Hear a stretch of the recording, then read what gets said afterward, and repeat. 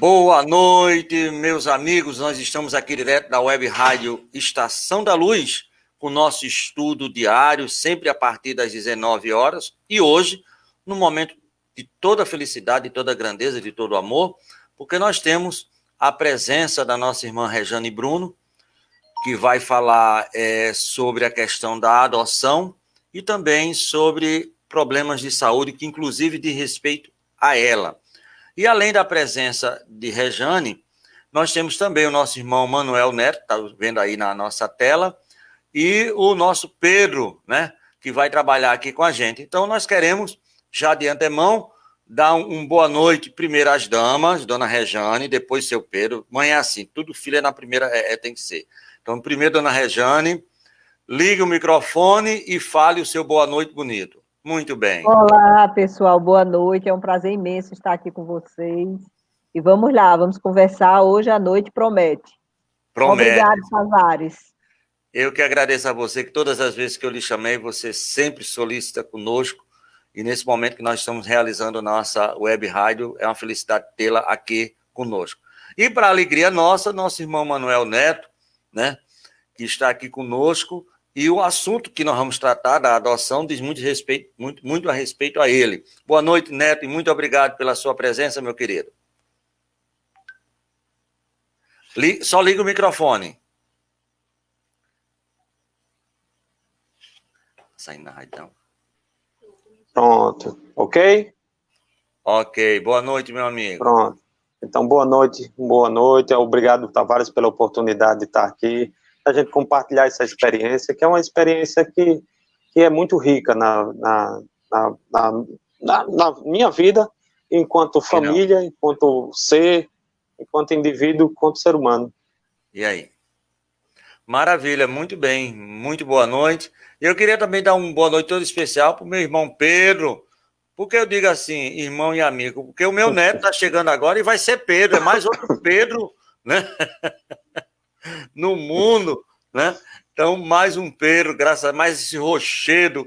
Meu amigo Pedro, boa noite, obrigado pela sua participação aqui na nossa live, aqui na Web Rádio Estação da Luz. Opa, boa noite, Tavares, boa noite para todo mundo. Muito bom estar aqui, obrigado pelo convite. Boa noite, Neto. E eu sei que você está aí na casa de seu vovô e de sua vovó, cuidando, né? Honrar pai e mãe e também os avós, né? Quem pudesse crescer também, né? E bisavô, alguns para o privilégio do bisavô. Mas aproveitando a sua estada aí na nossa câmera, eu queria solicitar que o amigo fizesse a nossa prece, né, de abertura em nome de Jesus, para que a gente pudesse começar a nossa reunião num clima de muita paz, muito amor e muita harmonia. Por favor, Pedro. Ok. Então vamos elevar os nossos pensamentos a Jesus e agradecer o nosso Mestre por mais essa oportunidade esta noite de estarmos glorificando a Tua Palavra, que possamos, através dos assuntos que serão debatidos aqui, nos aprofundar cada vez mais em nós mesmos, para que possamos domar as nossas más inclinações e nos manter sempre caminhando no caminho da luz. Dessa forma, diante do tema especial da noite de hoje, que possamos vibrar também positivamente, principalmente para aquelas crianças e adolescentes que se encontram afastadas de suas famílias, em lares provisórios, à espera de alguém que os encontre para amar, e que dessa forma possamos iniciar os nossos trabalhos da noite de hoje. Assim seja. Graças a Deus, meu amigo. Eu senti a vibração da sua prece aqui dentro da nós. A voz me emocionou, meu amigo, né? Muito obrigado por essa rogativa tão bela e tão sincera. Netão, obrigado. Eu que agradeço. Eu falei para Neto uma coisa, mas espírito superior, a visão, como é a visão de cima, né? Ele vê outra coisa. Eu tive na planície, ele foi ver lá em cima. E ele preparou com carinho, assim, uma delicadeza, um amor muito grande, o evangelho da noite de hoje. Você poderia dizer para nós o que é que você preparou assim, com tanto carinho para a gente, meu amigo? Bem, muito bem. A leitura que nós vamos fazer de hoje, né, do estudo, a proposta da reflexão, está no livro Evangelho segundo o Espiritismo, né, escrito por Allan Kardec, e está contida no capítulo 13, né? O capítulo 13 que é que a vossa mão esquerda não saiba o que dá a vossa mão direita, né? E aí a proposta está bem em acordo com o que a gente vai conversar, né? E então o item que nós vamos ler é os órfãos, o item 18, né? Quem quiser acompanhar, a minha edição é uma edição um pouco antiga, já tem mais ou menos 10 anos de essa edição, então pode ser que na minha leitura algumas palavras sejam diferentes, mas o item é o mesmo, né? Mas vamos lá. Posso começar, Tavares? Não ouvi, Tavares, você está sem áudio.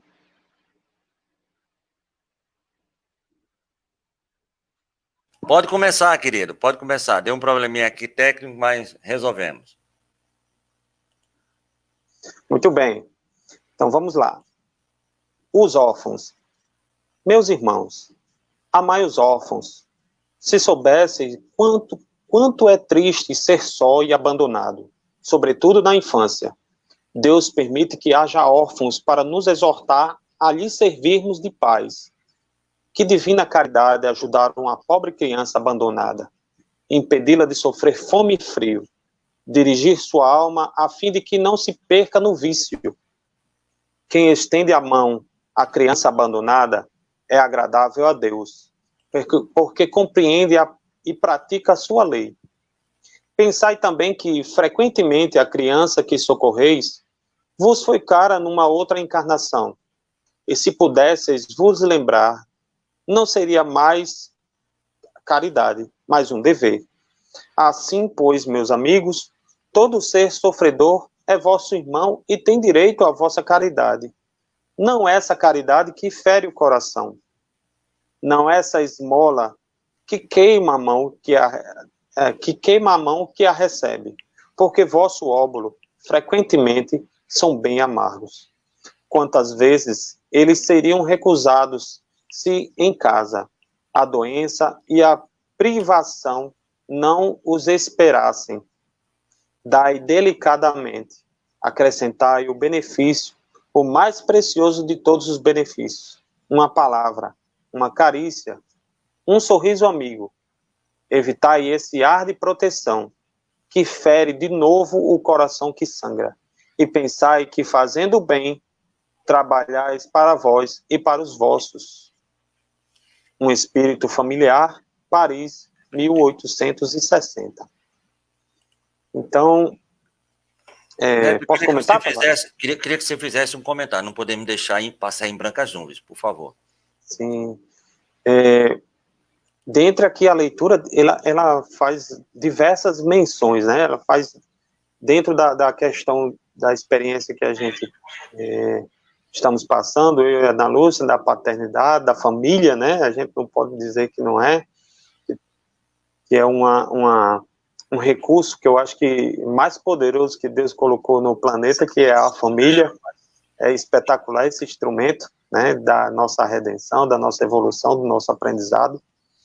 Mas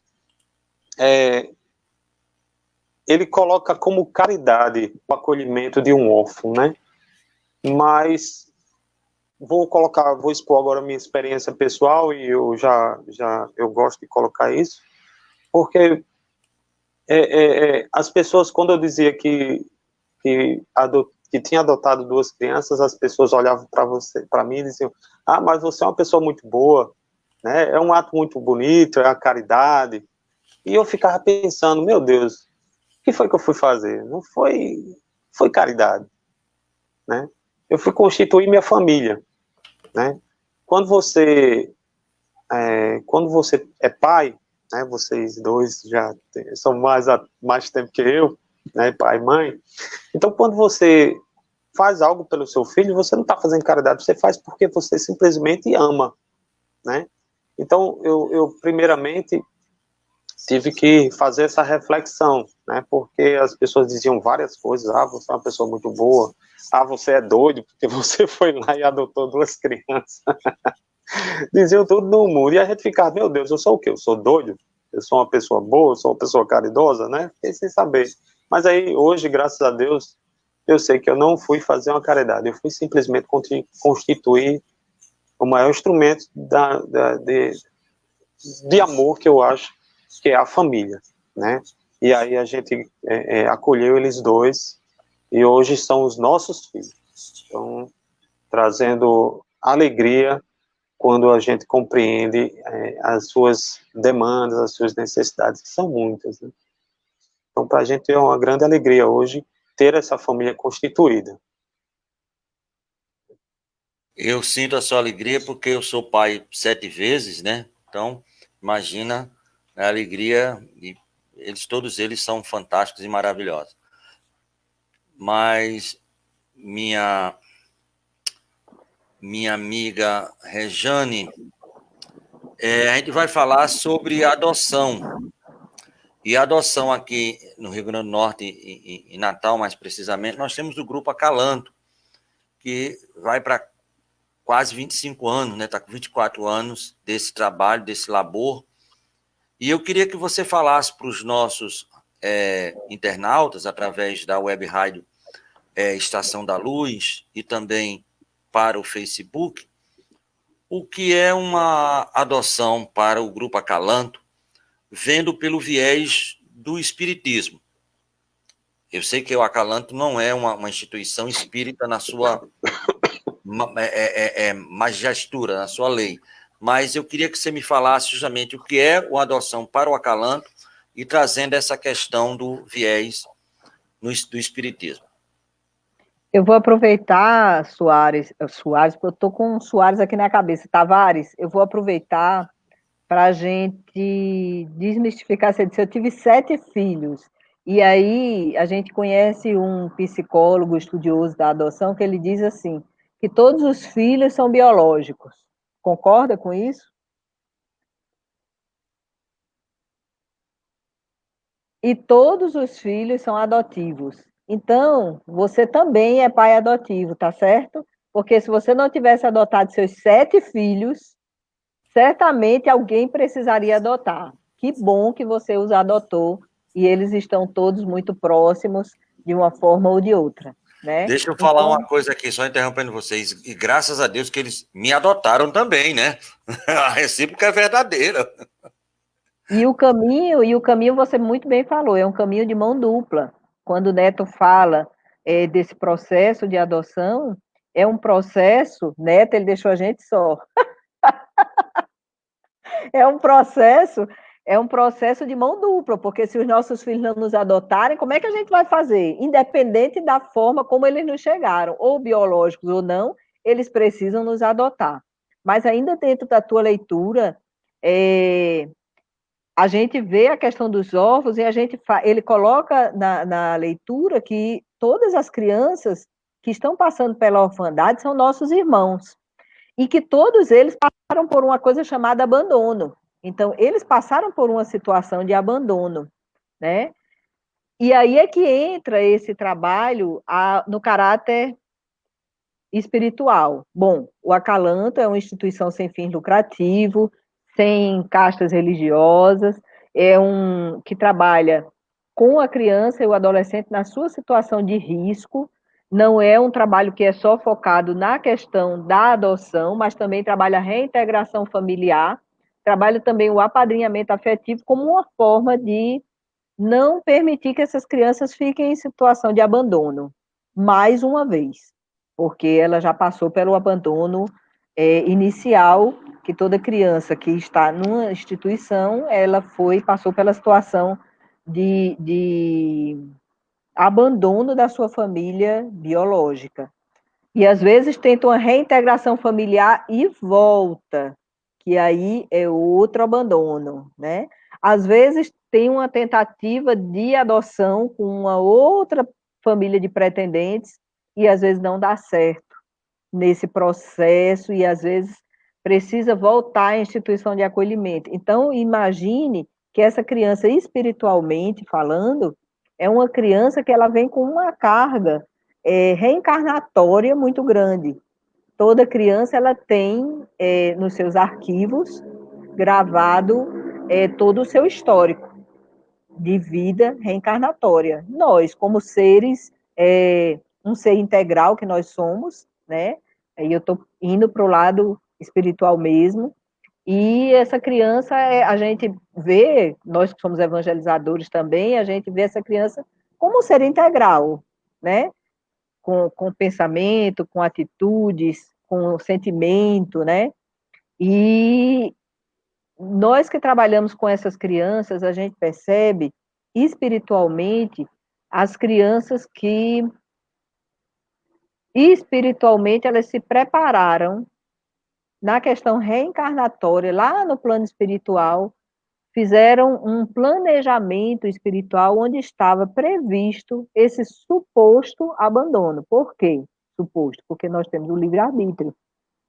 Então, esses pais, que muitos chamam de pais irresponsáveis, ou de pais que não cuidam, ou de pais omissos, e de tantas outras coisas que são xingados à família biológica, que a gente tem muito respeito por eles, porque, afinal de contas, eles nos presentearam com a oportunidade de termos seus filhos, né, na condição de filhos. Então, veja que isso é muito importante. E uma vez eu conversando com o Divaldo, eu perguntei para ele, Divaldo, a gente desenvolve um trabalho aqui em Natal muito importante, no Projeto Acalanto, e que a gente trabalha a adoção. E ele disse, Rejane, muito cuidado com o trabalho que vocês vão desenvolver, porque vocês não podem mudar o roteiro reencarnatório de uma pessoa.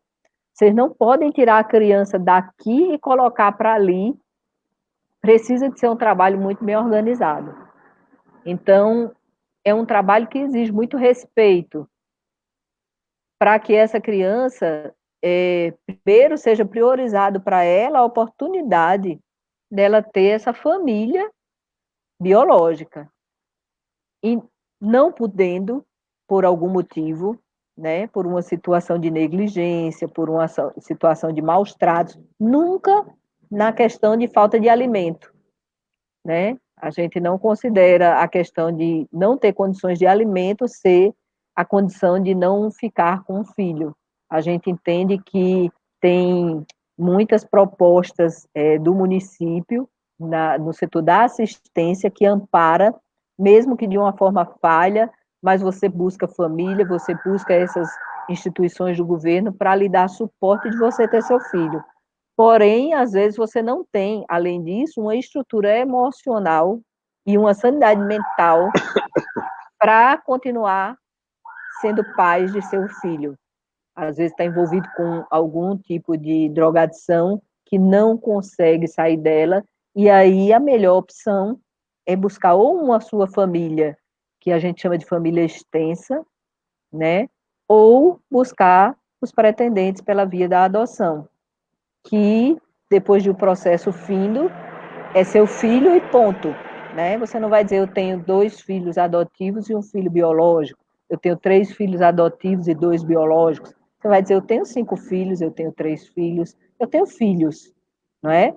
E ao longo do tempo a gente vai percebendo que a espiritualidade nos dá de presente um reencontro. A gente diz que a adoção, espiritualmente falando, é um reencontro de almas, porque são espíritos que têm afinidade conosco, né? Então não tem como a gente não pensar que isso é uma proposta, na verdade, reencarnatória, né? Eu acho que nós estamos certamente ligados aí nos caminhos do planejamento reencarnatório, e que a gente esquece quando vem para o lado de cá, mas os nossos projetos estão articulados lá em cima. Então, lá em cima, né, a gente está dizendo lá em cima na condição de facilitar a forma didática, mas a gente sabe que é um plano. E a gente tem essa certeza de ter em casa filhos que são importantes, que são necessários ao nosso lar. Eu não quero saber o que foi que eu andei fazendo no meu passado. Eu só sei de uma coisa, que eu tenho um vínculo com crianças e adolescentes muito forte, e eu tenho certeza que isso não é por acaso. Eu tenho registros reencarnatórios que eu preciso vivenciar esses momentos nessa existência. poderia abrir mão dela, como qualquer pessoa pode fazer quando nós temos o livre-arbítrio. Nós não somos obrigados a nada, mas nós conseguimos, dentro do Espiritismo, ter essa leitura mais saborosa, dessa compreensão dessa família que se é formada através da adoção, né? Posso ir falando, Tavares? Ou faça perguntas aí. Gosto. Jane, Eu você... queria que o Netão participasse aí com a gente, e você vai falar, e eu depois quero fazer uma pergunta específica para você, Netão, para depois passar para a Rejane. Diga, querido. Sim, senhor. Ela lembrou agora, falou sobre as histórias em comum, e logo quando os meninos chegaram, eu passei por muitas situações engraçadas, né? Porque quando eu ia apresentar Samuel, ele tem uma aparência física muito parecida comigo. Ele é baixinho, magrinho, aí tem a cabeça grande também. Aí eu dizia, olha, aqui é Samuel, meu filho. Aí o povo dizia, seu filho, mas aí eu contava a história, né? Qual foi a forma de Samuel ter chegado. E aí as pessoas olhavam assim para Samuel, olhavam para mim e diziam, Manuel, conta essa história direito. Aí eu dizia, não, rapaz, isso aí não, pelo amor de Deus. Não foi dessa forma, não. Foi pela via da adoção mesmo. Mas eu acredito, sim, né, que tem essa história em comum em experiências anteriores, sem dúvida. Até, e hoje eu posso dizer com toda a categoria que eu me identifico, e ele também se identifica muito comigo. Né, são afinidades, eu percebo isso. Não é só a aparência que o povo olha e diz, né? Mas eu percebo muito, algumas afinidades, muito próximo mesmo. E a dinâmica da reencarnação é um instrumento espetacular que Deus nos coloca, né? De elevação. Coloca junto aqueles seres que estavam separados e em algum momento no passado tiveram uma história em comum de insucesso, e aí é dada uma nova oportunidade de estar junto, né? Para poder aprender e caminhar junto para a elevação. Olha só que ferramenta espetacular que é a reencarnação e a família, né? Na leitura que você fez, Neto, foi interessante, porque se colocou que esse abandono acontece para se oportunizar, eu vou usar o termo de maternagem, mas no Evangelho foi usado outra linguagem, mas a oportunidade desse encontro. Não é lindo isso? É coisa que às vezes a gente não percebe, mas é real. Diga, Tavares. É verdade. Eu queria justamente nessa linha que você falou do maternal. Netão, pode falar. Qual foi o seu pensamento? Como é o nome do teu menino? Teu filho? Tem Samuel e o mais novinho é Augusto. Samuel, quando você botou o olho em Samuel, o que foi que veio na sua cabeça e no seu coração? Você pode lembrar e pode se lembrar, traduzir isso para a gente em emoções, por favor? Tavares, eu venho de uma família em que eu não tive muitas referências do que é ser um pai, corretamente. Então, eu tive que buscar em mim, primeiro, o que é ser pai. Isso, para mim, foi fundamental, né, essa busca. Mas o sentimento de olhar nos olhos e chamar de filho é um sentimento que não tem como definir. Hoje eu consigo dizer dessa forma, eu sinceramente não sei como definir, porque trazer uma criança para junto do seu seio familiar, que vai depender de todo o seu cuidado, da sua atenção, da sua emoção, né? Ontem, com essa situação de pandemia, a gente está fazendo as tarefas em casa, né? Que a escola encaminha. E ontem eu estava fazendo tarefa com eles e me emocionei porque eu vi os avanços, né? Que eles estão tendo em todos os campos, né? Ontem eu vi na área do aprendizado, né? Isso me emocionou muito, né? Então, é uma emoção que a gente não sabe definir, né? Eu acho que é o amor, vamos dizer que é o amor, né? Não aquele amor ainda que Jesus nos ama, que Deus nos ama, porque a gente ainda não é capaz de compreender esse amor ainda, mas sim, é um exercício do amor. Você está falando isso, meu amigo, Porque, desculpa, qual é o nome dele? Eu vou anotar aqui para não esquecer mais. O nome do menino? Samuel. Samuel. E o pequenininho? Samara. Augusto. Como é o nome da outra? Samara. Samara? Samara é minha filha. Samara Vanessa. Olha só, damos uma Samara. Pois é. Você vai ver quando o Samuel, daqui a uns 20 anos, casar e tiver um Samuelzinho neto e dizer assim, amigo, olha... Eu vou deixar de ser neto e vou virar avô, né? Olha, é uma emoção que é muito grande. Vovozinho, amigo velho, você vai no céu e volta. Maria. Regiane, eu queria fazer 2 perguntas. Uma um pouco muito técnica e uma outra mais emocional. O que leva pais, dentro da sua experiência de quase 25 anos, o que é que leva um casal à adoção? Qual é o item primeiro, certo? O número de crianças que foram adotadas pelo Acalanto, e aí vem o emocional, algo que, mesmo pela sua experiência, lhe levou, vamos dizer assim, a uma emoção muito grande, até possivelmente as lágrimas, quando você viu aquele encontro, o retorno. Eu sei que tem um negócio lá do parque do Bosque dos Namorados, mas algo que emocionou, que você disse assim, valeu a pena ter trabalhado, ter feito tudo isso, todos os sacrifícios, porque só ver isso aqui valeu a pena. É isso que é a nossa pergunta para você. Tavares, os pais buscam a adoção, a grande maioria. A gente tem um trabalho no Acalanto, que é um trabalho que a gente chama da área social, que é o trabalho de atendimento às pessoas, aos pretendentes, né, que legalmente a gente chama de pretendentes, a parte jurídica chama de pretendentes à adoção.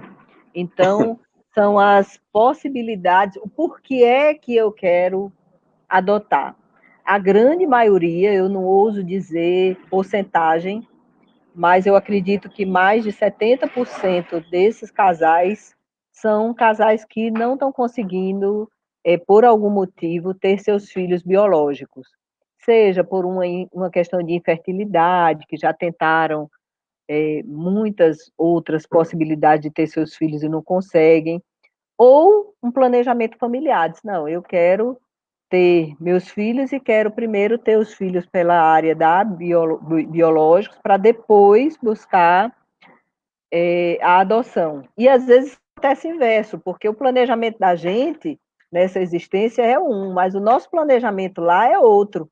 Então as coisas não são bem como a gente planeja. Às vezes a gente se prepara para ter filhos biológicos e depois abrir o caminho para a adoção, que esse é o caminho mais tranquilo para a gente quer vivenciar, ter o bebezinho e tudo, e aí isso muda, né? Isso muda porque às vezes não vem, às vezes você faz todos os exames, o marido e a mulher, e está tudo bem, dizem, por que não vem? O que está acontecendo? Rejane, eu e a Ana Lúcia, a gente tinha a ideia, né? Você conhece a nossa história, mas eu vou só colocar aqui para ilustrar. Eu e a Ana Lúcia, a gente sempre teve a ideia de adoção, mas a gente queria passar pela experiência pela via biológica primeiro, para depois ir para adoção. Só que Papai do Céu não tinha esse planejamento, o planejamento era outro, né? Primeiro teve que vir a adoção, aí depois Augusto disse, não, agora eu vou. Aí ele veio 4 meses depois dos meninos terem chegado. Pois é. Você veja que isso acontece com muitas pessoas, né? Com muitas pessoas. Deixa eu fazer um adendo. Eu queria saber disso aí. Eu tenho uma amiga que ela tentou por todos os meios. Quando você estava falando, eu estava pensando nisso. Filha de Erivan Júnior. Ele tentou por todos os meios possíveis e imagináveis dentro da biologia engravidar. A mulher engravida e não conseguiu. Então, eu até falei, sabe, por que você não adota, né? Aí ele, um tempo depois, estava com a criança adotada. Mas, minha amiga, foi só o adotado, no bom sentido, que é filho, chegar. Mas, meu amigo, o caba está com 3 ou 4 encangados. Eu digo, olha só, era só o caba que a gente pensava que era uma coisa, tem que vir primeiro o caboclinho para chamar. Isso ocorre também? E conclua o seu raciocínio, por favor. Com certeza, acontece muito. É muito natural que isso aconteça. E aí, você diz o que foi que aconteceu. A psicologia diz que em alguns momentos nós trazemos para a gente algumas coisas que nos trava, né? A nível emocional. E aí, isso inflige diretamente no nosso corpo. Algumas pessoas é na cabeça, outros sentem os ombros muito pesados, ou outros nos nossos órgãos, né?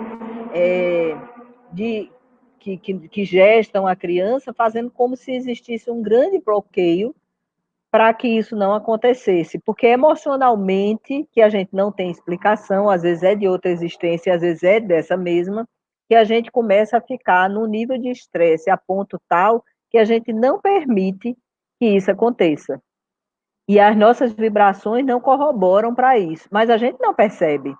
E aí, a partir do momento que a gente adota que isso também tem um objetivo espiritual, porque será que se eu tivesse meu filho biológico primeiro, será que eu iria encarar uma adoção? A gente se faz essa pergunta também. Então, a espiritualidade nos conhece, sabe a nossa essência. E aí diz assim: olha, vamos inverter o negócio para que eles. É claro que pode dizer, não, não quero, porque nós temos o nosso livre-arbítrio, né? É uma liberdade que nós temos, mas na hora que a gente começa a ter o trabalho, meu amigo, a gente põe o pezinho no chão e diz, vamos esperar mais um pouco, vamos esperar mais um ano, mais 2 anos. Será que era isso mesmo que a gente queria, o caminho da adoção? E aí é invertido. Aí a gente recebe os filhos pelo caminho da adoção, a gente se tranquiliza emocionalmente com a questão da gestação e que tem surpresas. Né? Quando a gente menos espera, foi o caso de Neta aí, puf, que é isso? O que está acontecendo? Estou grávida. E aí vem aquele susto, né? Que diz, meu Deus, e agora? Eu vou amar igual? E que susto! Né? Então, quer dizer, isso acontece, a gente vê. Agora tem casos, Tavares, de pessoas que dizem assim, não, eu já recebi mulheres no Acalanto que dizem assim, não, eu quero ter um filho biológico e o próximo eu vou adotar e vou ligar, né? Porque o meu corpo, eu não quero estragar meu corpo. Então, um filho, tá bom. Então, se eu tive uma menina, eu vou ter um menino. Se eu tive um menino, eu vou ter uma menina e pronto, é o casal, acabou e eu não quero mais que meu corpo, por questão de vaidade e tudo, pare por aí e acabou-se. Isso acontece, já aconteceu, mas a grande maioria é porque não tem pela dificuldade de engravidar. Às vezes já está com 5 anos de casado, mas nós temos agora um índice muito grande de busca pela adoção por casais. Agora a gente não pode fugir à realidade das novas configurações familiares, né? Então hoje a gente tem casais homoafetivos de 2 homens, de 2 mulheres, casais solteiros, casais recasados. Eu casei a primeira vez, casei a segunda, tenho filho do primeiro casamento, do segundo eu não estou conseguindo, vamos adotar. Então, a busca pelos casais homoafetivos está sendo muito grande, porque antes, pela lei, não podia. E agora que é possível, então os casais começam a legalizar a sua união, né? Começa a ter uma união responsável, né, para que possa ter filhos.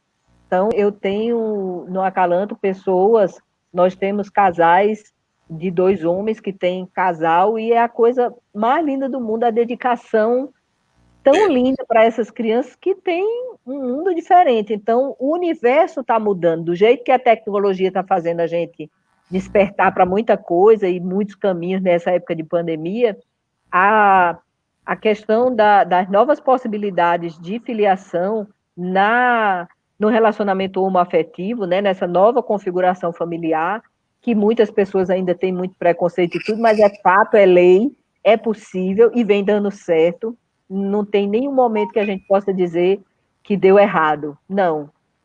As problemáticas que tem são as mesmas problemáticas que tem num casal heterossexual. Então, as coisas vêm caminhando de uma forma muito prazerosa, muito rica, e aí vem desmistificando essas questões, né? Você fez outras perguntas, eu já esqueci, viu?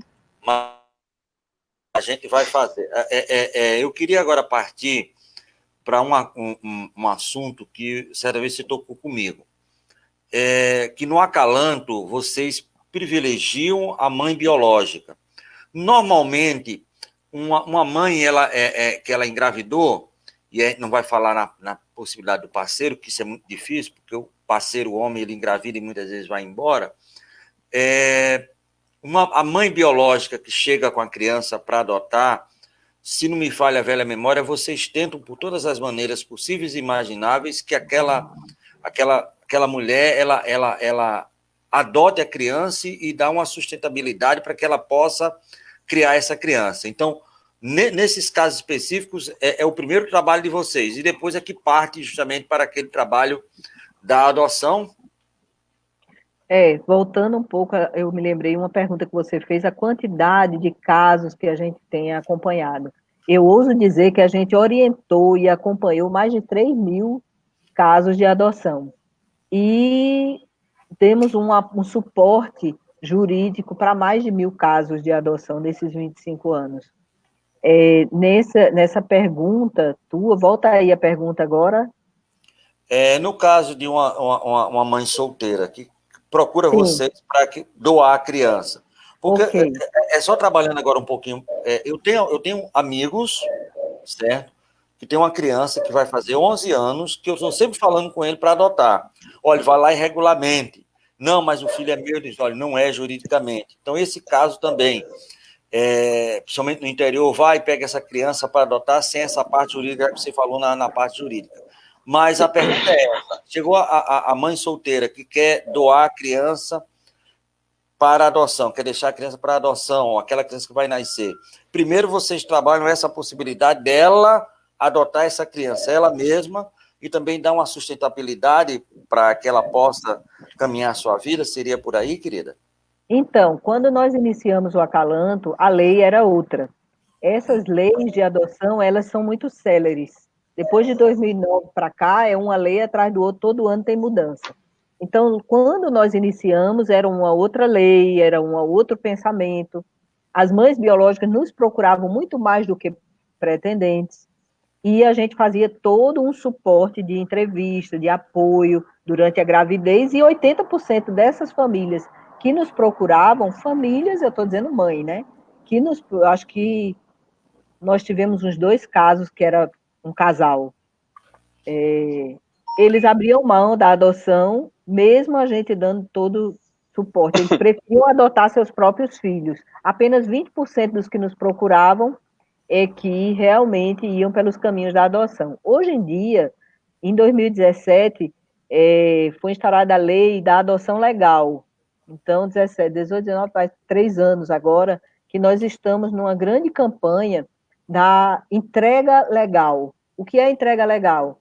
Essa mãe biológica, ela busca o judiciário, ou busca o Acalanto, ou os grupos de apoio em todo o Brasil, e a gente vai preparar essa mãe, junto com a vara da infância, para que essa mãe tenha consciência do que é a adoção, faça a sua entrega já no judiciário, depois que ela já está consciente disso, e até o último momento dessa pessoa ter esse filho, ela pode, claro, abrir mão e dizer que vai adotar seu filho e vai ficar com ele.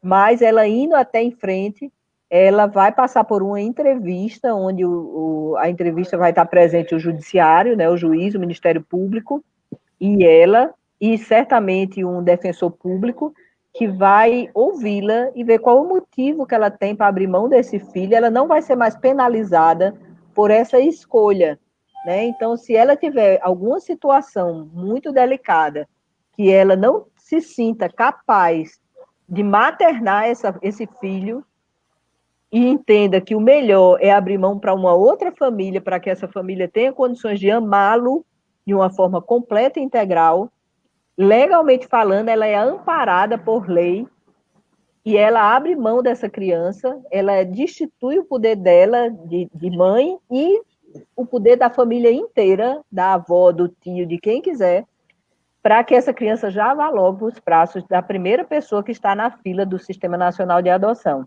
Se hoje, no Rio Grande do Norte, essas mães que, por um motivo ou outro, precisam abrir mão do seu filho, entregassem seus filhos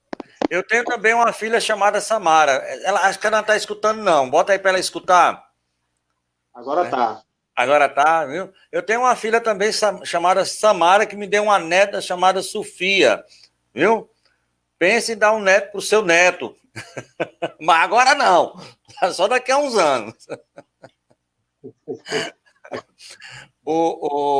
Aproveitando esse momento de alegria, a adoção, quando o Rejane, quando ela ocorre assim na eternidade, recém-nascido, com poucos anos de vida, Com licença, conseguiu? Pronto. Eu creio que seja Samuel. uma alegria incomensurável. Mas existe hoje crianças que chegam em casas de apoio que passam 1 ano, 2, 3, 4, 5, 6, 7, 8, 10.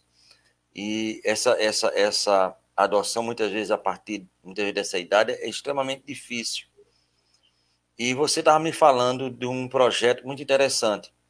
Então, minha pergunta era essa. Hoje, como é que está essa questão dessa adoção de crianças com mais idade, já ali na faixa dos seus 5, 10 anos e daí para frente? E depois dessa resposta dessa questão, eu queria que você me falasse sobre esse projeto que, em off, nós conversamos, que é bastante interessante.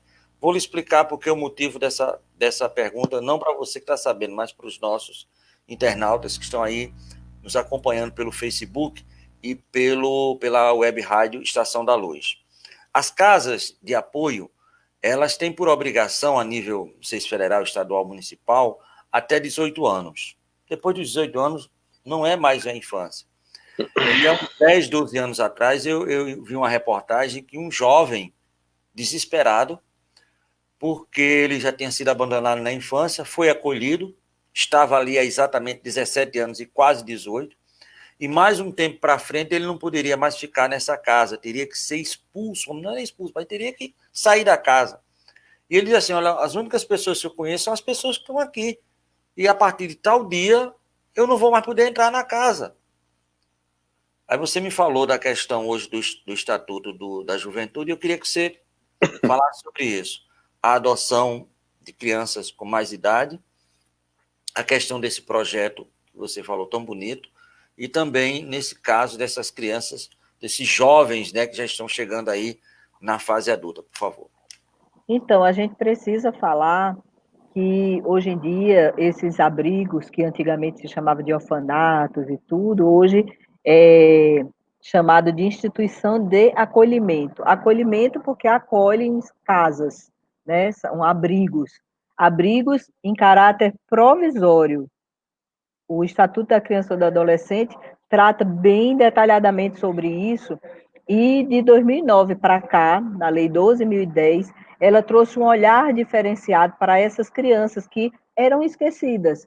Em 2009, se achava que tinha mais de 81 mil crianças e adolescentes em abrigos, sem saberem, sem ninguém ter ideia. Então, era um número por cima, quando conseguiu ser catalogado. Então, era muita criança que estava lá desde 2 meses de idade, criança já com 17 anos, e, de uma certa forma, invisível e esquecida perante a sociedade, que não tinha domínio sobre isso. E aí, essa lei, ela veio trazer, que se chama até de forma de brincadeira, que é a lei da adoção, né? A nova lei da adoção, que, no caso, já é de 2009 para cá, né? E essa lei, ela trouxe um regulamento para, antes, quem acolhia mais essas crianças era o Conselho Tutelar. E, às vezes, o Conselho Tutelar, eu digo isso porque eu vivi isso e vi de conselheiros que, às vezes, diziam, não, você está dando muito trabalho, um menino de 15 anos está dando muito trabalho, a gente vai lhe colocar lá no internato, o internato era a instituição de acolhimento, para você aprender o que é ficar longe de sua família, e aí depois você volta. Só que uma coisa é você entrar na instituição, outra coisa é você sair, porque é feito um estudo. Então, de 2009 para cá, essa forma de acolhimento não existe mais. Agora, o acolhimento é via Vara da Infância e Juventude. Então, a Vara da Infância vai avaliar detalhadamente por que é que essa criança está em situação de risco suficiente que necessite sair da sua origem para ser acolhido. Então, tem que ser um motivo de maus tratos, de exploração, de coisas realmente bem difíceis para tirar essa criança. A instituição de acolhimento ela tem uma equipe técnica que, no mínimo, é composta de um assistente social e um psicólogo. Algumas têm terapeuta ocupacional, né? Tem pedagogo, mas, no mínimo, assistente social e psicólogo que vai fazer um estudo dessa criança na sua família de origem e ver se tem possibilidades de reintegração nessa sua família de origem. E aí vai se tentar as possibilidades. Não só da sua família pai e mãe, mas vai ver se tem condições de ficar na casa de um avô, de madrinhas, mas para isso ela tem que ter afeto, né? Tem que ter afetividade e vínculo, porque você não pode colocar na casa de um tio que nunca nem lhe viu. Então, você precisa de ter isso aí.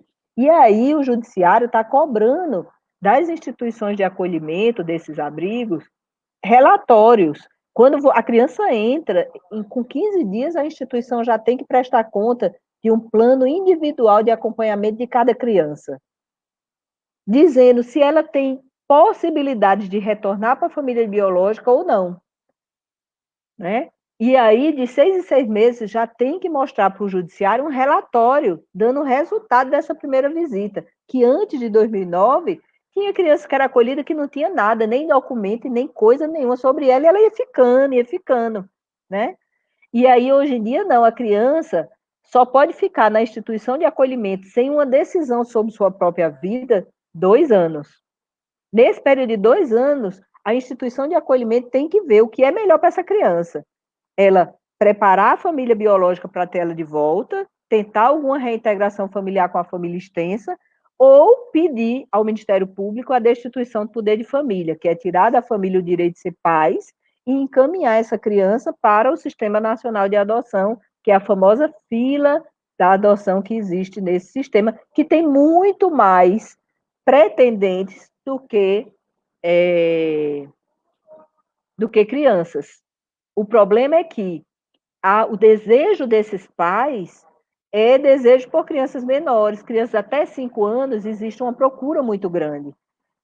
Crianças acima de 8 anos, essa procura é menos. Por quê? Porque a gente sabe que precisa de ter uma segurança emocional, de responsabilidade, de compromisso, de amor, para você levar uma criança maior de 8 anos para a sua casa. Imagine um adolescente que já tem gosto, já tem vontade, já sabe quem ele é no mundo, né? Já tem fala sobre ele mesmo, né? Então é muito delicado e não é todo mundo que está disposto. E sem contar os grupos de irmãos.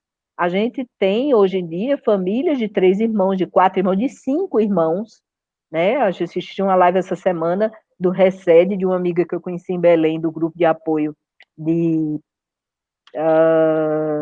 esqueci agora a cidade, de Curitiba, que adotou 5 irmãos, tinha 3 filhos biológicos e adotou 5, uma família de 5. Neto está aí, adotou 2 irmãos, né? Então, não é todo mundo que se cadastra e diz assim, não, eu posso receber grupos de irmãos.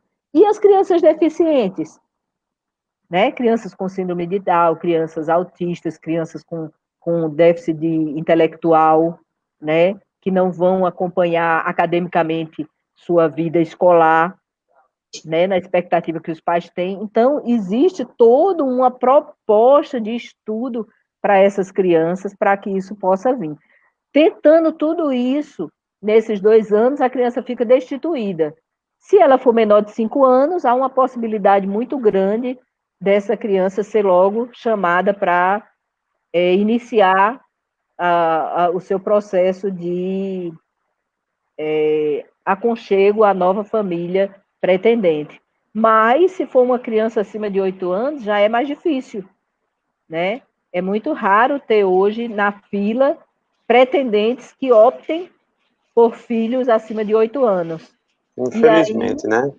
Infelizmente. Por quê? Porque acham que esses meninos são meninos ruins, que são meninos que não têm valores, que são impossíveis de aprender. Enfim, muitas e muitas coisas. E aí a gente percebe que essa não é a realidade de todos eles. Em alguns pode ser, mas nem todos. E a partir do momento que você se coloca disponível para amar essas pessoas e mostrarem para eles que tem alguém que se importa com eles, porque a grande verdade, mesmo sendo pequenos, né, tu pode falar muito bem sobre isso, eles têm dúvida se a gente se importa, eles têm dúvida se a gente realmente ama eles. Eles pensam assim, como é que pode? Como é que pode uma pessoa me receber na casa deles como filho, me amar, pagar colégio, pagar plano de saúde, amar, comprar roupas, sair, passear, levar para sua família, apresentar seus avós, seus novos avós, e ser amados. Gente, isso é utopia para muita gente. E a adoção está aí para mostrar que isso é real, que isso existe independente da idade. É possível você ter 18 anos e ser acolhido em uma família e se afinizar espiritualmente com essa família. Aí no Evangelho fala das famílias materiais e das famílias espirituais. Quantas vezes nós temos um vínculo com nossos amigos muito maior do que com nossos irmãos biológicos, né? A gente sabe disso, por quê? Porque todos nós somos irmãos, só que muitos de nós nos esbarramos em outras existências e nós temos afinidades, outros ainda não, mas é uma construção. Então a adoção é basicamente isso, é o reencontro dessa família espiritual. E aí, quando chega 18 anos, o Estatuto da Criança e do Adolescente, ela dá uma cobertura, ele atende até 18 anos. Quando ele faz 18 anos, ele passa a não ser mais adolescente, ele vai ser jovem. E o Estatuto, ele cobre só até 18 anos, que antes de 88, era até 21 anos, né? Mas agora é 18. Ele já é responsável por ele mesmo, ele é emancipado, ele já pode morar sozinho e dar conta da sua própria vida. E a gente para perguntar, nós, com 18 anos, já estávamos trabalhando, nos sustentando, pagando nosso aluguel, nossa água, nossa luz? Muito poucos, né? Há tempos atrás, na história... São perguntas, né? Ser responsável... Diga, Neto. Ser responsável por si, mas sem nada, né? Esse é o maior drama. Né? Porque a gente, com 18 anos, poderia a mãe dizer, pode sair agora e viver sua vida. Mas na hora que não der certo, você volta, porque você tem família. Não é assim? Quem tem 7 filhos deve saber disso. Quero morar sozinha, estou trabalhando e tudo. Aí o pai olha e diz, meu filho, mas você só ganha um salário mínimo. Você vai conseguir? Eu posso, eu consigo. Quando vê, aperreio, perde o emprego, papai, estou voltando. E você eu não era nem besta. E você recebe, porque é teu filho. Você recebe até você se estruturar de novo. E aí eles vão começar a ter, enfim, várias vivências. Mas e esses meninos que não tem ninguém? Que são considerados os meninos que muitas vezes são considerados infratores, que às vezes nem é, né? Às vezes nunca cometeu nenhuma infração, mas à vista do pessoal lá fora é um perigo para a sociedade. As casas de acolhimento, elas não podem ter placas, elas têm que existir dentro da comunidade, qualquer bairro de Natal pode ter uma casa de acolhimento. Mas pode acreditar que quem mora vizinho dessas casas não quer muito papo com os meninos, não. Denuncia, chama a polícia porque estão gritando por isso, por aquilo. E é complicado isso, porque é uma falta de caridade gigantesca. Aí sim, é falta de caridade, porque a comunidade poderia se unir e fazer diferente para esses meninos. Né? Levar menino para fazer tarefa em casa, que estuda com seu filho. Quem é que quer um menino de abrigo fazendo tarefa de casa com teu filho? É difícil, porque acha que ele vai roubar alguma coisa, que ele vai tirar. Eu me lembro quando eu adotei um menino de 15 anos, que eu quis uma bolsa na escola, ela disse, mas tem que fazer uma prova. Tudo bem. Aí ele fez a prova, ele passou. Aí eu disse, e agora? Não, mas eu não quero. Não quero porque tinha uma instituição de acolhimento aqui perto, no bairro, que eles eram horríveis, roubavam a comunidade toda, e eu não quero esse tipo de aluno aqui. Então, agora, se eu tivesse condições de pagar, ela aceitava, mas bolsa nenhuma. Ele foi para outra instituição que deu a bolsa e estava ele se saindo muito bem, tirando nota boa, um aluno exemplar. E aí? Né? Então, a gente precisa oportunizar, como disse o Evangelho lá no começo, falando sobre o abandono, é oportunizar esse reencontro. E a coisa funciona. Agora, nós estamos abertos para essa mudança interior, para ver as coisas de outra forma, de forma mais simples e amorosa, é difícil. Rejane e Neto, os 4 filhos do segundo casamento só tem um padrinho, que é um amigo nosso que hoje mora na Itália, o William. Eu tinha uma ideia de ser compositor, e a gente ia viajar o mundo, ia ser o segundo Beatles, né? Aquelas coisas de jovem, né? E quando nos encontramos, e a gente foi tentar ser padrinho, e a gente chegava na igreja, o cara dizia, não, mas tem que ter casado. Eu digo, eu não sou casado, e ele também não. Aí o cara disse, não pode. A gente foi bater no bispo e não conseguiu. E conseguimos com o padre Sabino, que tem sido meu professor no Salesiano, uma figura maravilhosa, amigo nosso, desde a época de Salesiano, e ele, não, pode vir aqui que eu adoto, eu só quero que vocês venham aqui em Dona Francisca uma noite e venha fazer um cursozinho para padrinho. E foi uma das coisas mais belas da minha vida, porque ela explicou para a gente o que é ser padrinho. E a ideia nossa era ser padrinho, por quê? Porque ia poder chamar ele de compadre, e sabe que todo parceiro quer ser compadre, né? Francis Haim, era por isso. E a partir dali mudou. Eu, pelo menos, mudei a visão de padrinho. E eu tenho isso. Aí você chega hoje para mim e diz que tem um projeto de um padrinho. Como é esse projeto e como é que a gente pode aqui, né, nessa periferia que forma a grande sociedade humana, como é que nós poderíamos ajudar nessa questão desse projeto que se chama Padrinho? Existe o projeto Apadrinhamento Afetivo. Esse projeto ele é da Corregedoria e a execução de 100% do projeto é pelo projeto Acalanto Natal. Ele iniciou em julho do ano passado, dia 14 de julho, teve a palestra inaugural, onde nós tivemos mais de 140 pessoas assistindo essa palestra. 140 pessoas inscritos, 70 foram para a palestra. Desses 70, apenas 20 e poucos começaram a participar da formação dos padrinhos. Então, esse apadrinhamento ele é feito por modalidades.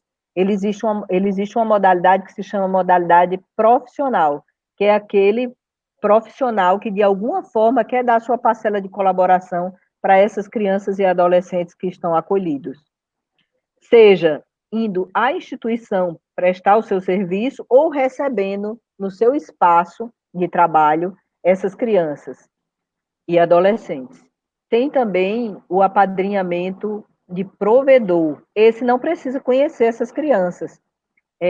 Ele simplesmente pode ver a necessidade da instituição. Vou dar um exemplo prático, nós temos 2 madrinhas que todo mês dão R$150 para roupas. O objetivo é que se compre roupa para as crianças do acolhimento. Então, a gente fez uma seleção, hoje é João, o mês que vem é Maria, o mês que vem... Então, a criança vai com o seu educador, o seu cuidador, e vai para a rua e compra suas necessidades, podendo ele escolher sua calça comprida, podendo ele escolher sua camisa, um broxinho para o cabelo, podendo ele escolher um creme de cabelo que seja, porque ele recebe pronto, mas ele não tem a sua escolha de roupa, o seu desejo, entendeu? É a roupa que dão, é a roupa que ele precisa usar. Mas na hora que ele tem um padrinho que pode oportunizar ele a ir lá e sentir um pouco de dignidade, indo na rua e comprando com alguém, né? É muito bacana isso. E eu digo que esse recurso está indo para a instituição de Parnamirim, né, de adolescentes de Parnamirim. E a coordenadora disse para a gente, Rejane, eles fazem milagres, compram muita coisa com R$150. E a gente fica, quando a gente recebe os comprovantes de pagamento para prestar conta com a madrinha, a gente olha e diz, meu Deus, como é que compra uma calcinha, 4 calcinhas R$10? Nem a Nossa Senhora, onde é que é isso? Ah, lá em Parnamirim tudo é possível, eu digo, não é melhor do que o alecrim. Mas esse padrinho, ele não vai conhecer os meninos, mas ele vai ajudar. É um exame de DNA, é um oculista, agora teve uma menina que está fazendo faculdade e conseguiram uma bolsa, mas precisava pagar, os 6 meses precisa pagar, né? O meio do caminho, 500 e tantos reais. Então, se consegue alguém. Então, esse tipo de coisa acontece. E aí existe o padrinho afetivo, que aí esse padrinho afetivo, ele está... em julho começou as palestras, as formações, porque aí ele precisa conhecer o que é a instituição de acolhimento, quem é esse jovem, quem é essa criança que precisa de um padrinho, né? Então, eles precisam ser preparados para essa realidade, então tem toda formações, encontros, até, e as crianças na instituição de acolhimento também é preparada para receber um padrinho, para ele entender que aquele padrinho não vai ser um pai, não vai ser uma mãe, vai ser padrinho, vai pegar no seu aniversário, pode dar uma festa, nem sempre você pode dormir, mas pode ser que você durma lá, pode ser que você passe um final de semana, e possa ser que você nunca passe um final de semana completo, passe só um sábado ou um domingo, pode ser que você viaje para o Natal, como aconteceu, para o interior, e você vá com o seu padrinho para a sua família passar o Natal lá. Olha que coisa mais linda, né? Em dezembro a gente conseguiu os que já tinham assinado o documento na corregedoria tiveram acesso a receber os meninos na véspera do Natal, né? E aí, em janeiro, os outros conseguiram entrar. E aí você diz assim, poxa, e isso é difícil? Não, mas a gente tem aprendido com os padrinhos, eu sou, assim, fã incondicional desses padrinhos, porque eles têm um amor incondicional por esses meninos que é impressionante. Eles choram por esses meninos, eles brigam por esses meninos, eles lutam pelo direito desses meninos serem felizes, né? Eles recebem os meninos em casa e a proposta do padrinho não é você dar bens materiais, não. Levar para sua casa e comprar melhores comidas, levar para melhores shoppings, não. É você valorizar o seu cadinho familiar, para eles entenderem o que é família, porque eles não sabem. Quando a gente recebe os meninos em casa, a gente vê que eles não têm noção do que é família. E Neto pode dizer como é difícil a gente implantar, através do exemplo e de palavras e de muita conversa, o que é família para eles. E eles se sentirem seguros nessa família. Então, ser padrinho é uma coisa muito importante. Quem quiser ser padrinho, já pode fazer sua inscrição, entra no site do Tribunal de Justiça, e lá vai ter o Eu Existo. Dentro do Eu Existo, que são as crianças que estão nas instituições, né? Eu Existo, você tem lá padrinhos, aí tem lá padrinho afetivo, padrinho profissional, padrinho provedor, e você se inscreve. Então, quando acabar essa pandemia, a gente vai chamar a segunda turma, e aí essa turma vai ser preparada e vai reiniciar o processo de apadrinhamento. Hoje tá lindo demais. Rejane, eu vou dar um tempo aí em você, que depois eu quero fazer uma pergunta, mas aquela pergunta que você fez para Neto, eu gostaria que ele respondesse, né? Da questão de como é a dificuldade de uma criança que não tinha essa ideia do lar, e de uma hora para outra ela é trazida para esse aconchego de uma casa. Por favor, Neto. Tavares, essa questão é interessantíssima, porque a gente percebe que os dois, eles não sabiam o que era um abraço, não sabiam o que era um sorriso sincero, né?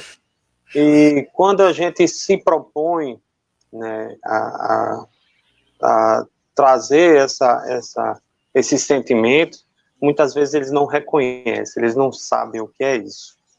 Eles não sabem, a gente fica frustrado por não entender muitas vezes, porque não tiveram essa experiência, né?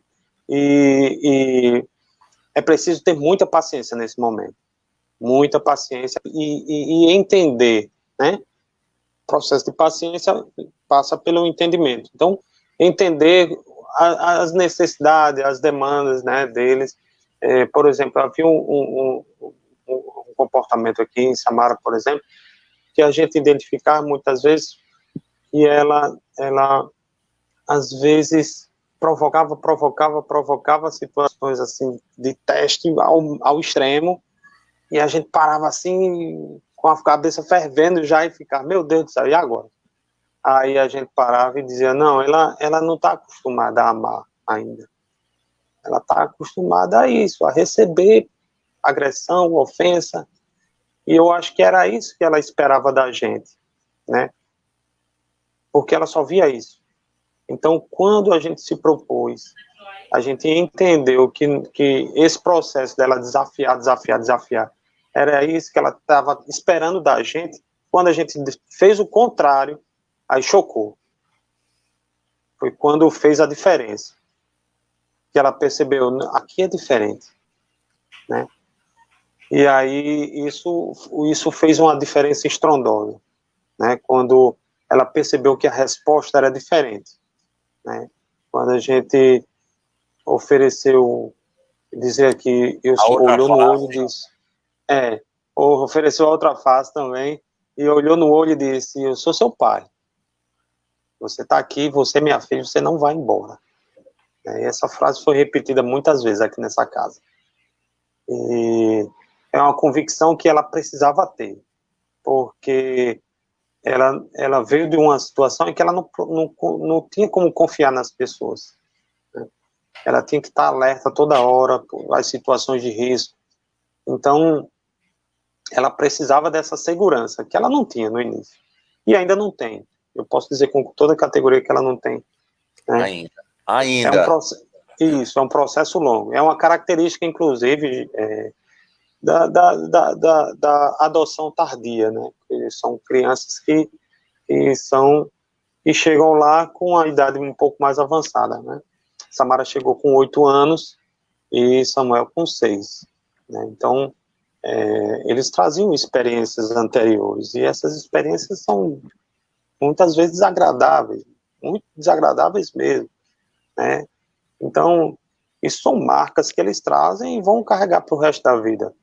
Eles tinham noção, Neto, do que tinha casa, mas não de lá.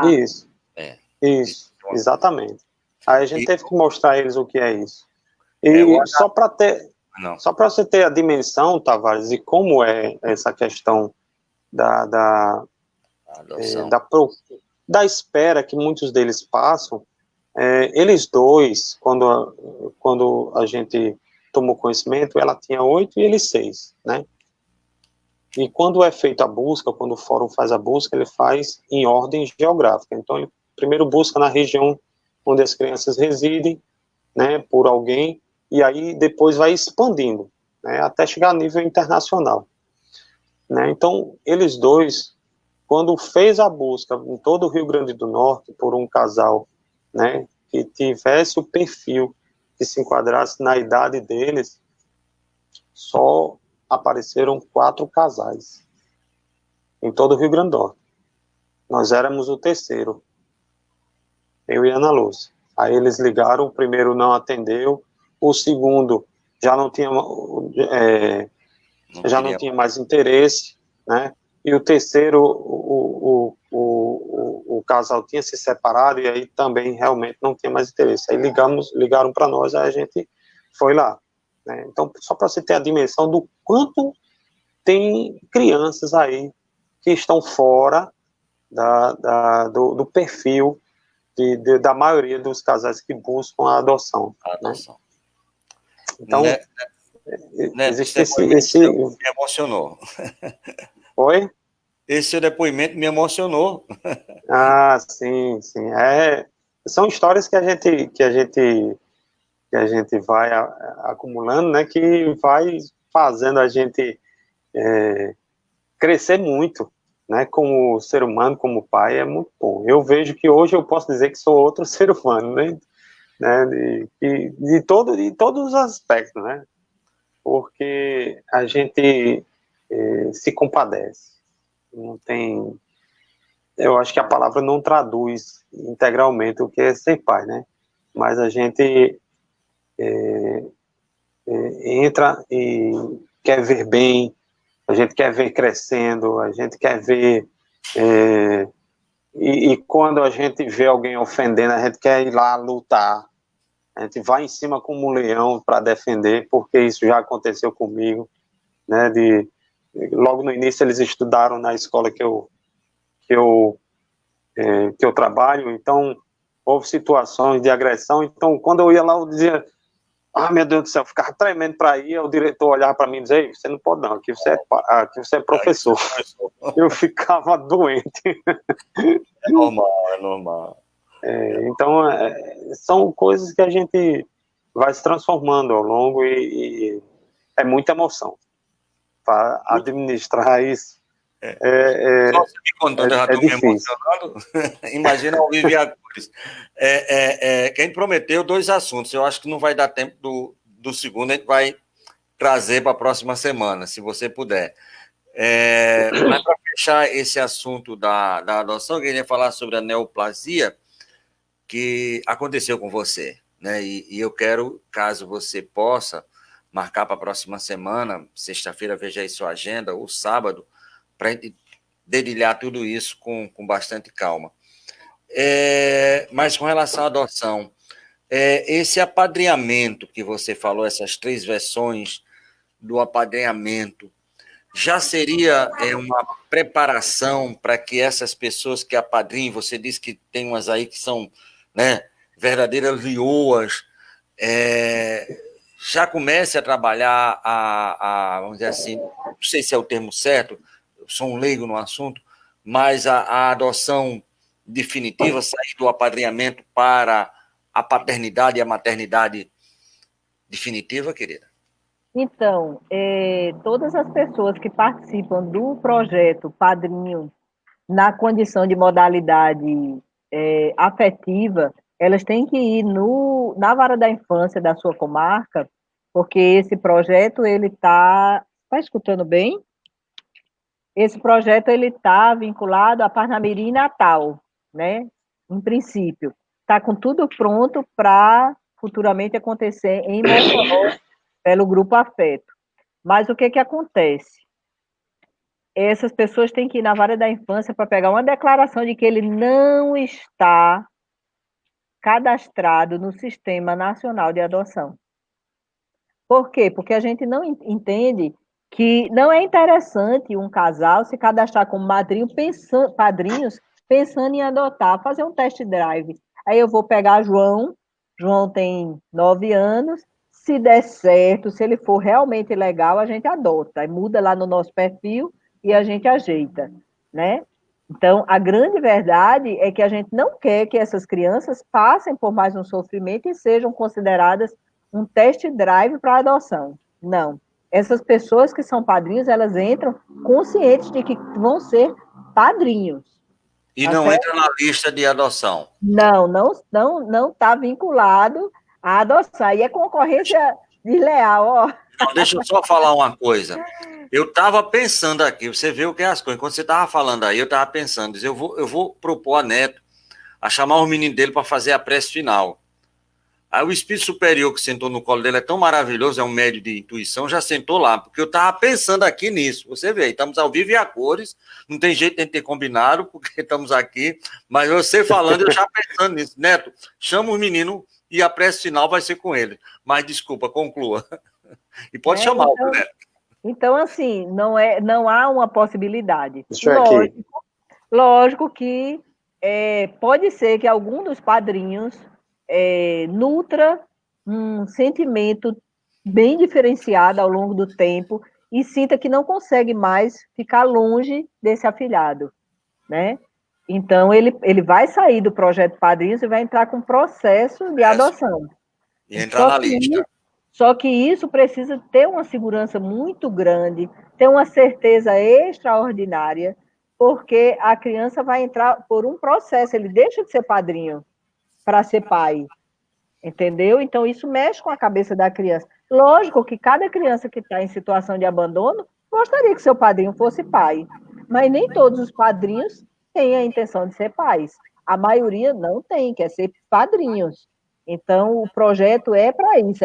Se você não conseguiu ainda uma família, pelo menos que você tenha condições de conviver na questão social, na questão de todas as outras possibilidades com seu padrinho, de viajar, de passear, de conhecer novas possibilidades, porque a gente entende que o afilhado, a partir do momento que ele começa a conviver e conhecer a realidade do seu padrinho, que é diferente da dele, que tem uma base familiar mais estruturada ou não, né? Que o padrinho pode não ter isso, ele vai começar a perceber que ele tem novos sonhos, ele pode construir sonhos, ele pode ver a vida de forma diferente, ele pode ser estimulado a estudar mais, a se dedicar um pouco mais nos estudos, tentar vislumbrar uma universidade que, às vezes, quando você não tem ninguém de referência, isso para você, você não consegue vislumbrar. É indiferente, entendeu? Você já viu um filho de pais que não estuda, que não querem estudar e não estimula seus filhos a estudar, ele crescer? Se o pai é pintor, ele vai ser pintor, porque o pai diz logo, ó, com 15 anos, meu amigo, você vai estar comigo na lida, né? 16 anos você vai comigo e o menino começa a ganhar dinheiro e ele não tem estímulo para estudar, como é que ele vai conseguir? Ele tem que realmente querer. Então, é preciso que esses momentos com o padrinho estimulem e vislumbrem novas possibilidades de vida perante a sociedade. E é esse nosso objetivo, oportunizar para esses meninos uma vida diferente, uma noção de vida diferente, um conhecimento diferente, né? E que eles acreditem nesse amor para eles crescerem. Muito bem. Nós estamos indo para o final do programa, aí você nos falou que tem o Acalanto, com quase 24 anos, aqui em Parnamirim tem o Abrace, não é isso? E em Mossoró tem um Afeto. Falta São Gonçalo do Amarante também, tem um...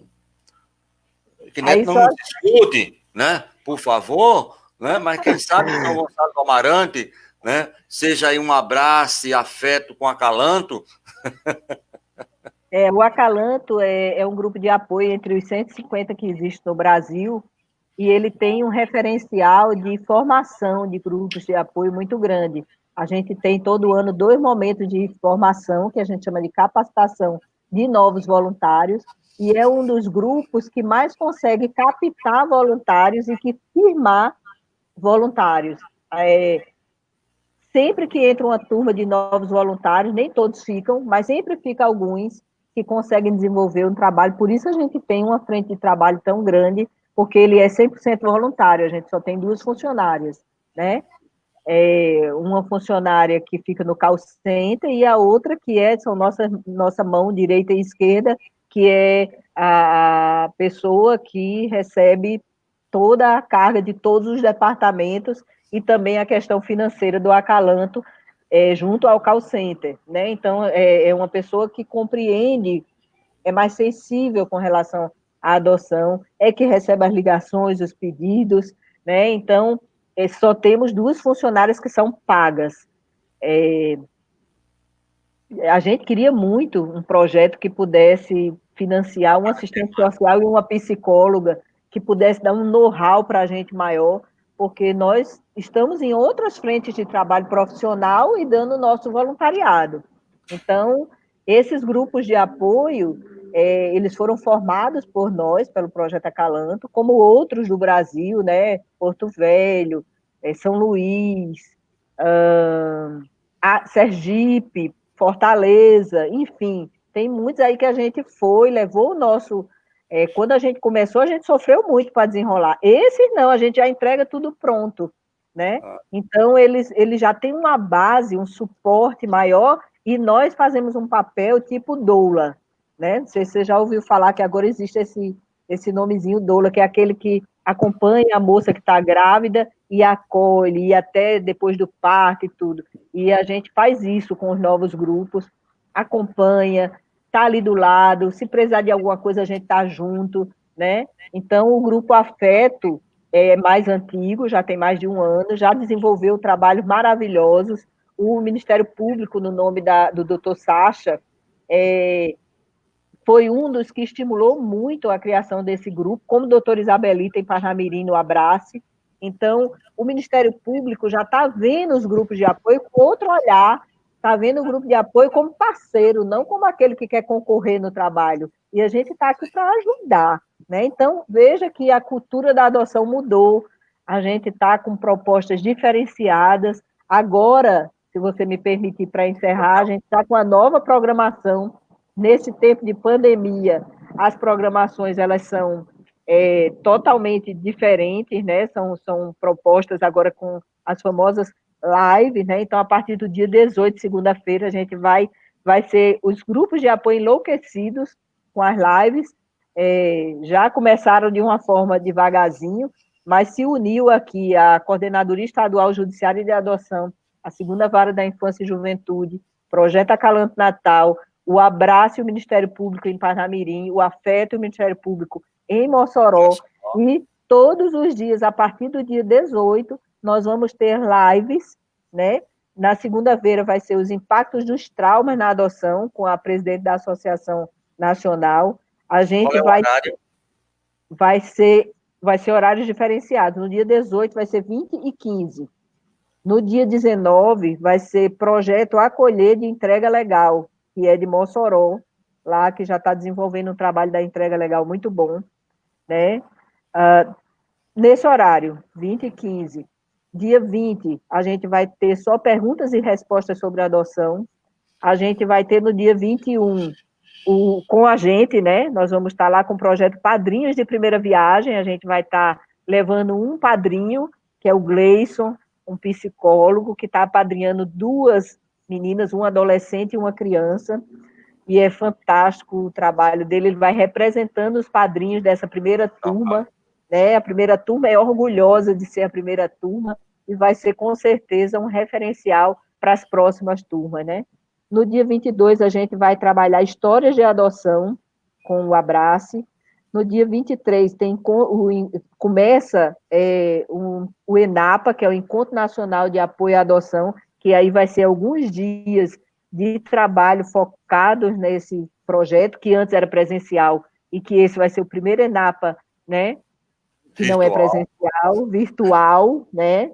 Com um trabalho belíssimo. A gente vai ter o Gestar Emocional na adoção no dia 26. No dia 27, a gente vai ter a adoção direta com o professor Cláudio.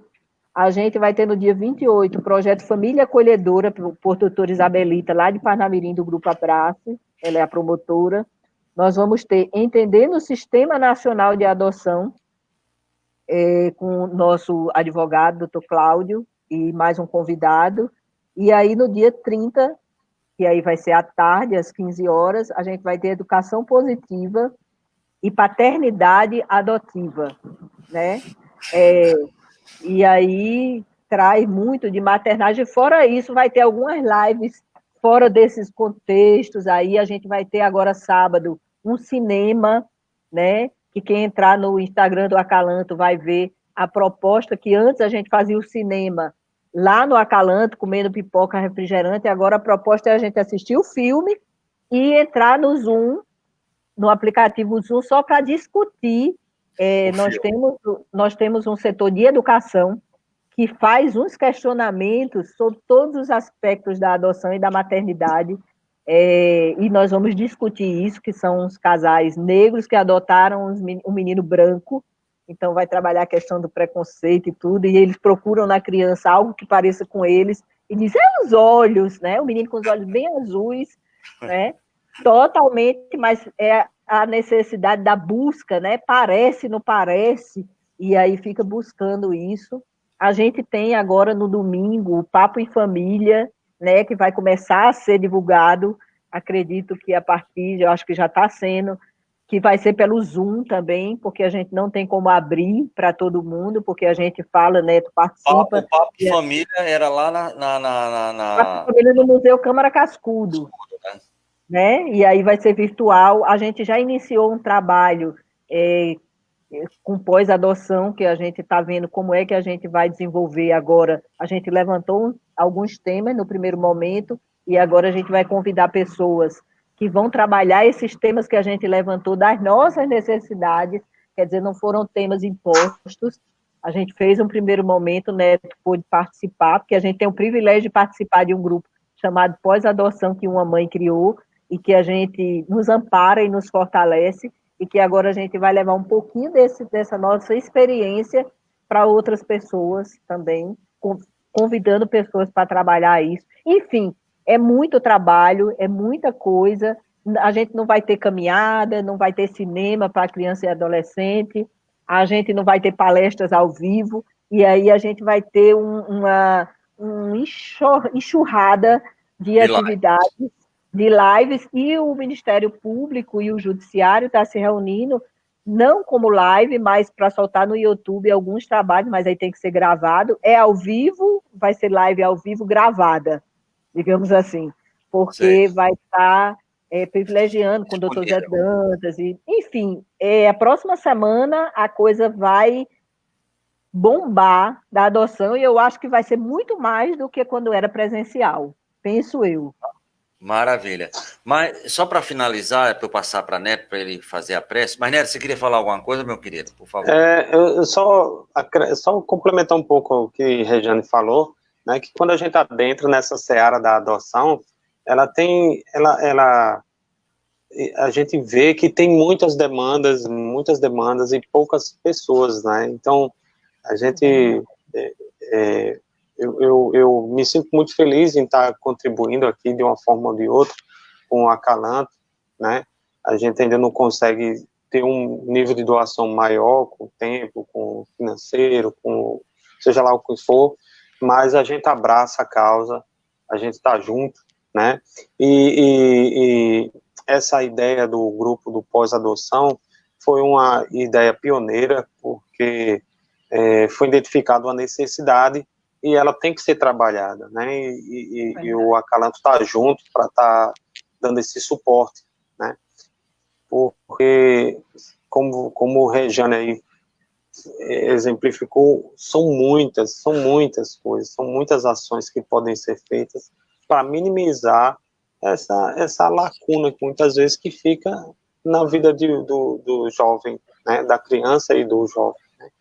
Porque crescer num lar, num abrigo, certamente não é com toda caminho. Certeza, não é a mesma coisa que uma família que está lá junto de você, né? Então, é uma coisa que a gente precisa divulgar, né? Eu quando comecei a frequentar o Acalanto, percebi que é um universo enorme e as pessoas não conhecem. Às vezes as pessoas falavam comigo, quando eu dizia que tinha adotado criança, as pessoas olhavam assim, meu Deus do céu, é uma coisa do outro mundo, né? É como se as pessoas só vissem isso em novela, em filme, né? Então, é uma coisa que precisa estar presente mais nas nossas vidas, nas pessoas, e as pessoas entenderem que é uma coisa normal e qualquer pessoa pode fazer, né? Eu não sou extraterrestre, não. É bem daqui. É de São Gonçalo. De São Gonçalo do Amarante. Até a pé. Exatamente. Olha, uma família num lar já é muitas vezes complicado, não é isso, dona Regiane? Daí dentro de casa, no aconchego, imagina no acolhimento. Para finalizar, sejamos, Regiane Berrato, eu queria ajudar o Acalanto, que você falou aí, 2 funcionários involuntários, isso aí tudo tem um custo.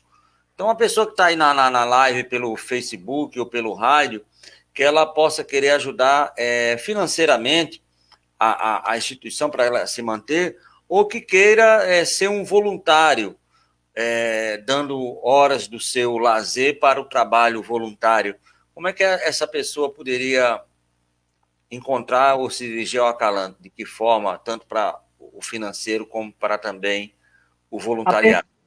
A pessoa pode buscar via o Instagram. Hoje o Acalanto, o Instagram está sendo o maior meio de comunicação que nós temos. E aí você vai no direct lá do Instagram do Acalanto Natal, @AcalantoNatal, e você coloca que tem uma pessoa que vai lhe responder e lhe encaminhar para Heloísa, que é a nossa secretária, tua filha, viu, Tavares? E a Heloísa é a pessoa que vai receber essas informações e vai direcionar para as necessidades para a pessoa que vai resolver. né? Pode entrar também pelo site do Acalanto, www.projetoacalantonatal.com.br, e aí também cai em Heloísa, e ela redireciona para a equipe, para ver quem é que está precisando, né? Heloísa hoje está funcionando home office, e a Patrícia, que é do call center também, foi a melhor maneira que a gente achou de funcionar, porque não tinha como ter esse movimento todo, não podia estar tendo reunião lá, então hoje a nossa sede está fechada, e está todo mundo trabalhando fora, eventualmente vai voluntário lá para ver alguma coisa, mas está cada um em casa desenvolvendo seu trabalho. Quem quiser colaborar financeiramente, entre em contato no direct, que a Patrícia entra em contato com você e vê qual a melhor forma que você tem de ajudar. Tem telefonezinho para contato? Um númerozinho de telefone, você sabe de cabeça? Eu não. Eu também não, mas está ali distante. Mas eu sei que é 3217. 3219-3523 é o telefone do Projeto Acalanto. 3219-3523. Através desse telefone se consegue, mas eu estou dando um telefone que está na sede, que não é. Agora foi que me veio isso. Mas não tem nada, não. Entra, quem tem telefone tem o meio de comunicação, nós temos Facebook, só é procurar lá, Acalanto Natal, Facebook, Instagram, esse negócio tudo aí, nós temos, é uma forma fácil. Entrou na internet, põe a adoção lá, já cai no Projeto Acalanto, aqui de Natal, a gente tem um acesso legal, e é uma forma de colaborar, de ajudar. De vez em quando a gente faz campanha de cesta básica para esses adolescentes que saíram, né? Hoje a gente já ajudou uma menina que casou e que vivia de bico, e agora os bicos desapareceram e precisa comer, se alimentar, e aí a gente faz campanhas esporádicas, não é o papel do Acalanto, mas diante de crianças e adolescentes que saíram, que são jovens, que estão lá e que a gente acompanhou, então a gente não pode se privar de ficar cego, né, de não ver a realidade desses meninos, e a gente consegue fazer as campanhas e consegue ajudar, graças a Deus. E tem pessoas que colaboram com a Acalanto, que graças a Deus, nesse período de pandemia, tem continuado com sua ajuda, teve pessoas que até aumentaram sua colaboração por entender que está num período difícil, né, e a gente tem que manter os funcionários e manter a nossa estrutura. Quiséramos ter uma estrutura maior, mas a gente chega lá. Vamos chegar juntos. Muito obrigado pela sua participação, pelos esclarecimentos maravilhosos, por esse amor incondicional que você tem a esse trabalho, que a gente já acompanha há muito tempo e sabe que você e o Marcos, o seu digníssimo esposo, lógico que um espírito superior como você teria que ter um espírito superior como o Marcos, né? Trabalhando, pode ser de outro jeito. Neto, muito obrigado, e eu queria que você reunisse aí, né, a prole, para a gente já fazer a nossa prece de encerramento e de agradecimento a todos aqueles que estão aí na nossa... Deixa eu ver se eu consigo, porque o povo já se recolheu ao amiga, a gente já está a gente conversando aqui, a gente passou um pouquinho, a gente pede desculpa, né? A gente passou aqui um pouquinho do horário, né? Mas tudo deixa bem. Eu ver se eu trago pelo menos o pequeno, porque o pequeno ele gosta de dar serão. Maravilha. Deixa eu ver aqui. Rapidinho. Tá certo. Rejane, quantos filhos hoje na prole? Nós temos 5 filhos, né? Nós temos o mais velho, que tem já 32 anos, e os 2 mais novos, que têm 22 anos. Né? Não são gêmeos, mas todos têm 22 anos, né? Maravilha. Chegou o caboclinho? Vou pegar ele aqui, na luz, caiu aí, por favor. Olha. Energia para dar e vender. Pronto. Eita, legal. Isso aí tem cara de quem dá trabalho. Vamos fazer a prece com o titio? Hein? Mas esse cara só parece feio e parece um ET com esse negócio na cabeça. Não, fala a verdade. O bichinho tá assustado. E ele tá com sono, viu? Ele tá com sono. Então deixa ele. Não quer se entregar. Deixa ele. Neto, faça a prece de encerramento de qualquer maneira. A gente agradece. Para a gente finalizar, meu querido. Muito obrigado. Obrigado. Nós que agradecemos, Tavares. compor aqui novamente. Tavares, obrigado também pela oportunidade de participar e estar junto aqui, compartilhando essa experiência, porque é uma coisa que a gente precisa estar falando sempre, né? Desde o momento, como eu falei, desde o momento que a gente iniciou o processo, até hoje, a gente percebe que é uma situação em que precisa muito do auxílio, do esclarecimento e do abraço das pessoas, né, para que a gente possa ter esse alcance maior, né, e esse acolhimento também, né. Mas vamos lá, a prece, né?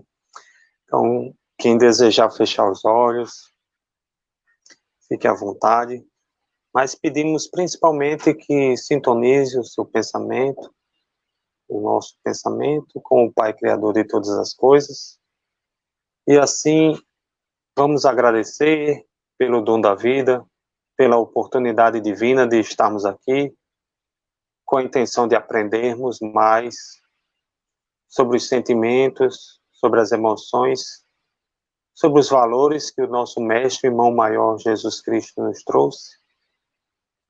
E pedimos o amparo dos benfeitores espirituais que nos auxiliem a nos impregnarmos cada vez mais desses sentimentos,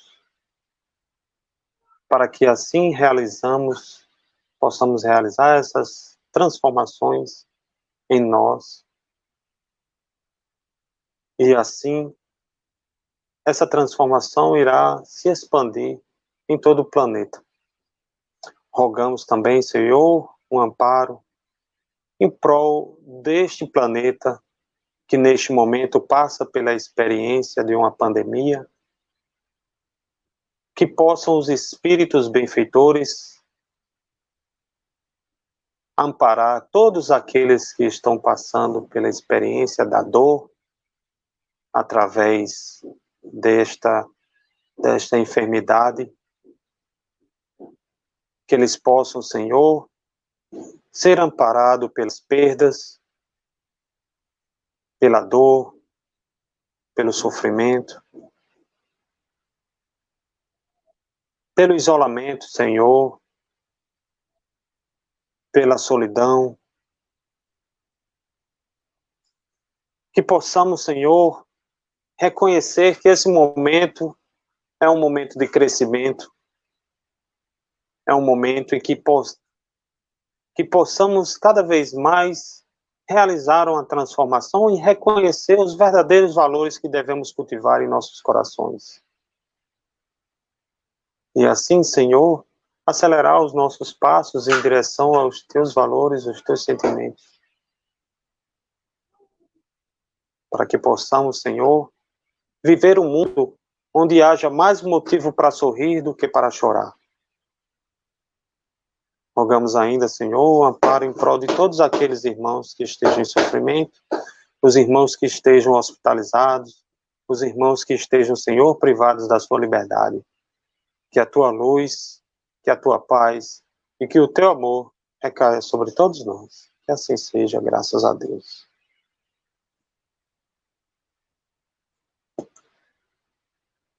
Neto, muito obrigado. Rejane, muito obrigado. Até uma próxima oportunidade. Fiquem em paz. Até uma próxima. Se Deus quiser. Obrigado também. Até mais. Tchau, tchau, meu amigo. Tchau.